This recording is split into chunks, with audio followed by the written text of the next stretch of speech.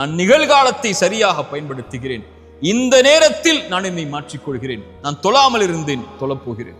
நான் பொய் கூறி கொண்டிருந்தேன், பொய்யை நிறுத்தப் போகிறேன். நான் புறம் பேசிக் கொண்டிருந்தேன், புறத்தை நிறுத்தப் போகிறேன். பிறருடைய மானங்களை பற்றி பேசிக் கொண்டிருந்தேன், இனிமேல் பேசப் போவதில்லை. என்னுடைய பெற்றோர்களுக்கு முக்கியத்துவம் கொடுக்காமல் இருந்தேன், இப்போது கொடுக்க போகிறேன். என்னுடைய உறவுகளை ஆதரிக்காமல் இருந்தேன், இப்போது ஆதரிக்கப் போகிறேன்.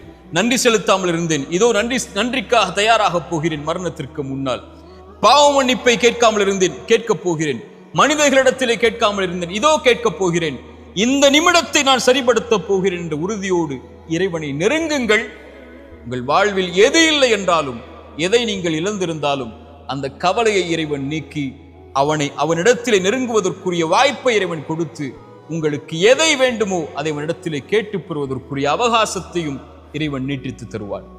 இந்த ஒரு புரிதலை புரிந்தால், இந்த நேரத்தை பயன்படுத்தினால், இந்த நாளை பயன்படுத்தினால், இந்த நொடியை நமக்காக நாம் அமைத்துக் கொண்டால், இந்த உலக வாழ்வில் நாம் வெற்றியை நோக்கி பயணிக்க